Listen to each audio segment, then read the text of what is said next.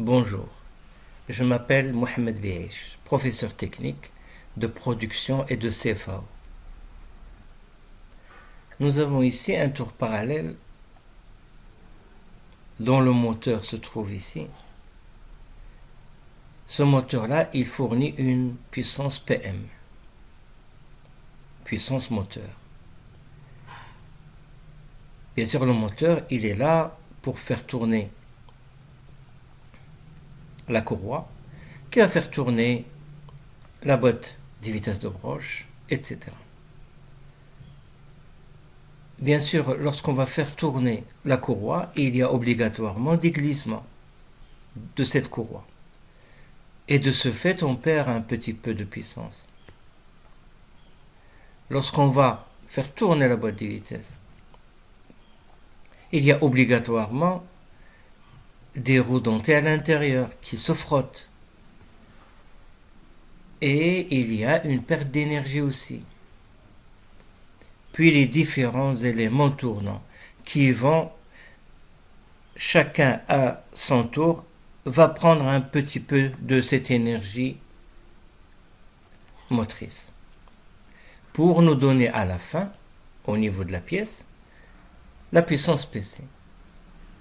Donc cette puissance PC, elle est nécessaire à la coupe. Et bien sûr, cette puissance PC, elle n'est pas égale à PM, mais elle est plus petite que PM. Et lorsqu'on passe de là à là, il y a ce qu'on appelle le rendement d'une machine. Nous allons maintenant procéder à un exercice de puissance. D'énoncer quelle doit être la puissance du moteur d'un tour parallèle pour réaliser le chahutage en ébauche d'une pièce cylindrique. Nous avons bien sûr des formules. À quoi est égale la puissance? Nécessaire, bien sûr. Cette puissance-là, c'est PC. Elle est égale à FC fois VC. VC, c'est la vitesse de coupe. C'est une donnée. Mais FC, il faut le calculer. On rappelle aussi la formule de FC. C'est égal à KC fois A fois F. On rappelle que AC, c'est le coefficient spécifique de coupe. A, la profondeur de passe. F, l'avance par tour. Parlons maintenant des unités. FC. FC, il est en quoi? Il est bien sûr en newton. KC, c'est en quoi KC? C'est en newton par millimètre carré. A, bien sûr, c'est en millimètres. F, c'est en millimètres par tour.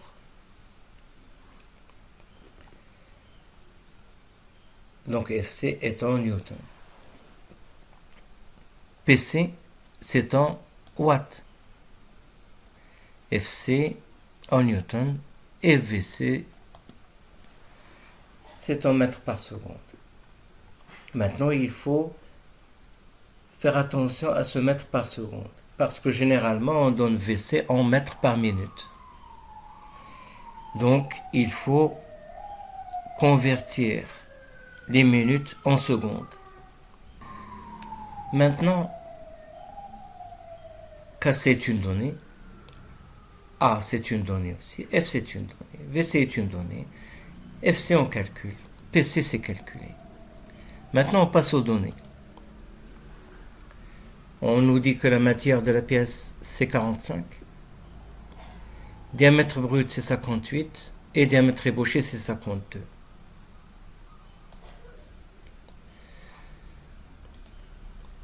Nous avons la pièce brute au diamètre 58. Puis, on va utiliser un outil et on va réduire le diamètre au diamètre 52.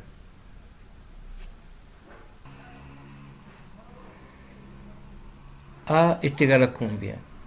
A est égal au diamètre brut moins le diamètre ébauché, divisé par 2. Parce que nous savons que si je prends 1 mm comme profondeur de passe, étant donné que la pièce va tourner par rapport à l'outil, je vais enlever 2 mm sur la pièce.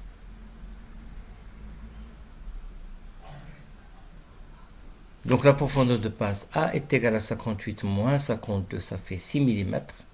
Donc la profondeur est égale à 3 mm. Nous avons aussi cassé. Et ce cassé, il est donné dans un tableau. Il y a ici les matières et ici nous avons les avances. La matière de la pièce c'est C45. Ici, je trouve dans cette ligne-là C35, C45. Donc, je me concentre sur cette ligne-là et sur ces valeurs, ces 4 valeurs. Maintenant, à quoi est égal l'avance par tour? C'est 0,3. Je suis sur cette ligne-là, à l'intersection de la colonne F égale 0,3, je prends la case 2050. Donc KC est égal à 2050. Je passe maintenant à l'application numérique. FC, c'est 2050 fois 3 la profondeur de passe fois l'avance 0,3 est égal à 1845. Maintenant, je passe ici et je réalise l'application numérique. PC est égal à FC, donc 1845, fois la vitesse de coupe qui est égale à 120. Or, la vitesse de coupe ici, c'est en mètres par minute. Et dans la formule, elle doit être exprimée en mètres par seconde. Donc, il va falloir diviser par 60. Donc, ce qu'on vient de calculer, c'est la puissance nécessaire à la coupe. Mais nous, ce qu'on nous demande de faire, c'est de calculer la puissance du moteur du tour. Nous avons dit qu'il y avait un rendement. Le rendement est égal à 0,8. Nous savons que le rendement est égal à PC sur PM. PC, on vient de la calculer, c'est 3690 watts. Maintenant, PM, elle est égale à PC sur le rendement. Et voilà l'application numérique. Si on vous demande le watt, c'est cette valeur-là. Si on vous demande le kilowatt, il faut diviser la valeur en watts par 1000. Maintenant, on a fait tout ça pourquoi? Pour faire le choix du moteur de la machine.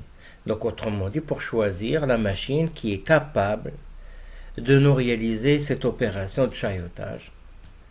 Donc, nous avons les machines, nous avons une liste de machines, nous avons une liste, bien sûr, des puissances moteurs de ces machines-là.